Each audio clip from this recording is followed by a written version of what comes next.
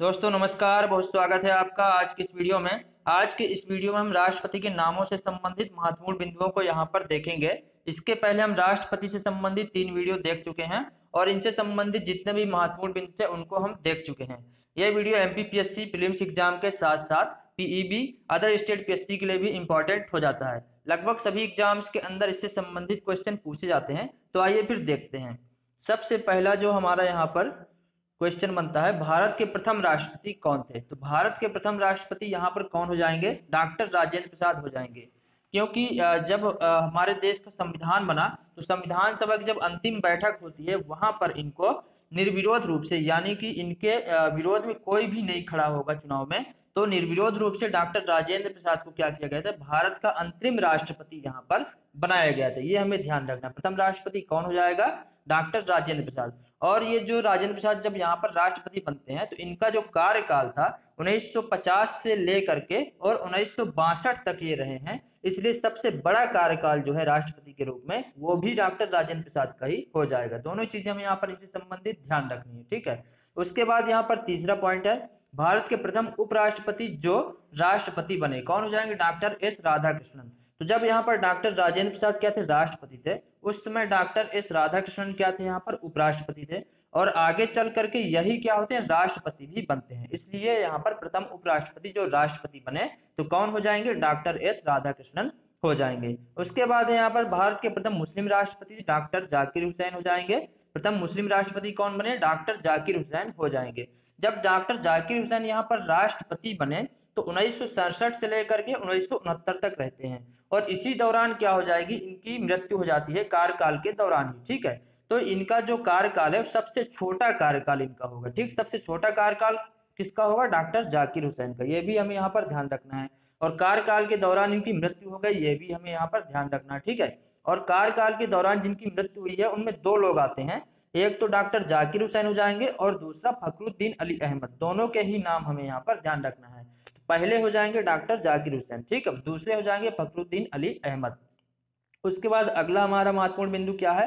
प्रथम कार्यवाहक राष्ट्रपति कौन बने? प्रथम कार्यवाहक राष्ट्रपति बने थे यहाँ पर वीवी गिरी। ये हमें ध्यान रखना। कार्यवाहक का मतलब होता है जब क्या हो, राष्ट्रपति क्या होता है, कार्य अपना कार्य नहीं कर रहा था, अनुपस्थित होता है, या क्या हो जाए, उनकी मृत्यु हो जाए, है ना। उनका मतलब पद क्या होता है? खाली हो जाता है। तो खाली जब हो जाएगा तो कौन? कार्यवाहक राष्ट्रपति बनाए जाएंगे यहाँ पर। तो कार्यवाहक राष्ट्रपति पहले कौन बने यहाँ पर? वीवी गिरी। तो जो वीवी गिरी यहाँ पर राष्ट्रपति बने थे किसकी जगह में बने? डॉक्टर जाकिर हुसैन की जगह में, ठीक है। डॉक्टर जाकिर हुसैन की कार्यकाल के दौरान मृत्यु हो गई तो वीवी गिरी को यहाँ पर क्या किया गया था? राष्ट्रपति के पद पर कार्यवाहक राष्ट्रपति इनको बनाया गया था। इसके बाद अगला महत्वपूर्ण बिंदु है, भारत के एकमात्र राष्ट्रपति जिनको दूसरे चक्र की मतगणना के पश्चात सफलता प्राप्त हुई, ये कौन हो जाएंगे? वीवी गिरी हो जाएंगे, ठीक। तो वीवी गिरी आगे जाकर के क्या करेंगे? फिर राष्ट्रपति का चुनाव लड़ेंगे। कार्यवाहक राष्ट्रपति के पद से क्या करेंगे? त्याग पत्र दे देंगे और राष्ट्रपति का चुनाव लड़ते हैं। तो वीवी गिरी यहाँ पर बनते हैं। और ये जब यहाँ पर बनते हैं 50.2% मत इनको क्या हुए थे? यहाँ पर प्राप्त हुए थे। तो इसलिए क्या हो जाएंगे? सबसे कम मतलब दूसरे चक्र की मतगणना इनके वोटिंग के दौरान इनको करनी पड़ी थी इनके लिए, ठीक है। ये हमें यहाँ पर ध्यान रखना है। फिर हम बात करते हैं यहाँ पर अगला हमारा पॉइंट है, भारत के वह राष्ट्रपति जो सबसे कम मतों के अंतर से जीते, ये कौन हो जाएंगे? वीवी गिरी। क्योंकि 50.2% मत ही इनको क्या हुए हैं? प्राप्त हुए थे। इसके बाद अगला महत्वपूर्ण बिंदु हमारा, सर्वोच्च न्यायालय के वह प्रथम मुख्य न्यायाधीश जिन्होंने भारत के कार्यवाहक राष्ट्रपति का पदभार संभाला, कौन हो जाएगा? एम हिदायतुल्लाह।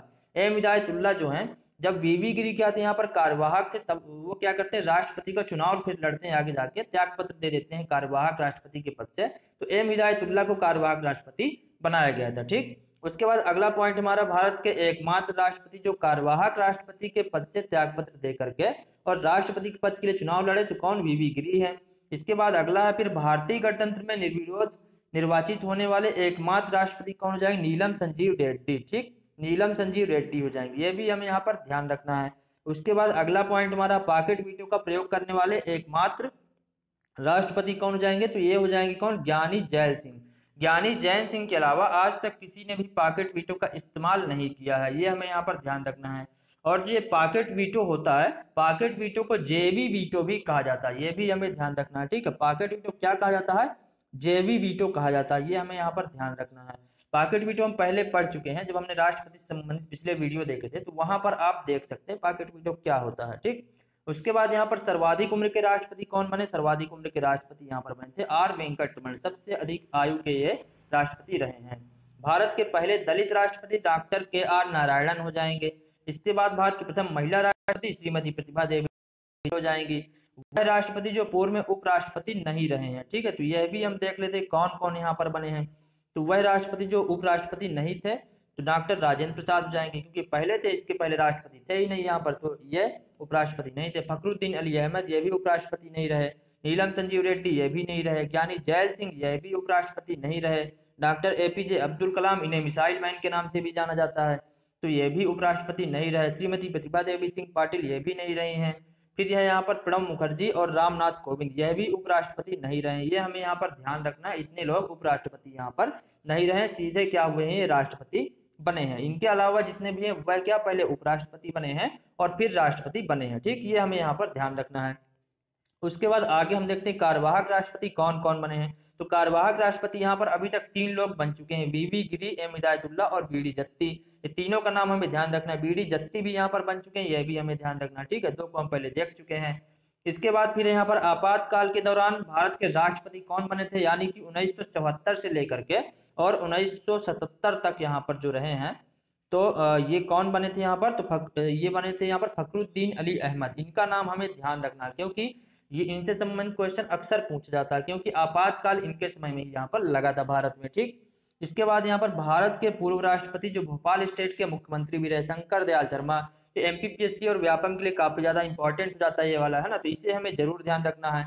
भारत के पूर्व राष्ट्रपति जो भोपाल स्टेट के मुख्यमंत्री भी रहे। भोपाल स्टेट यानी कि जब क्या था, मध्य प्रदेश राज्य पूरा नहीं बना था, अलग अलग यहाँ पर 4 स्टेटों में डिवाइड था, तो एक था क्या, भोपाल स्टेट। तो भोपाल स्टेट का वहां पर मुख्यमंत्री कौन होता था, शंकर दयाल शर्मा हो जाएंगे। कौन हो जाएंगे, शंकर दयाल शर्मा यहाँ पर हो जाएंगे, है ना। और यही आगे चल करके क्या होते हैं, यहाँ पर भारत के राष्ट्रपति भी बनते हैं।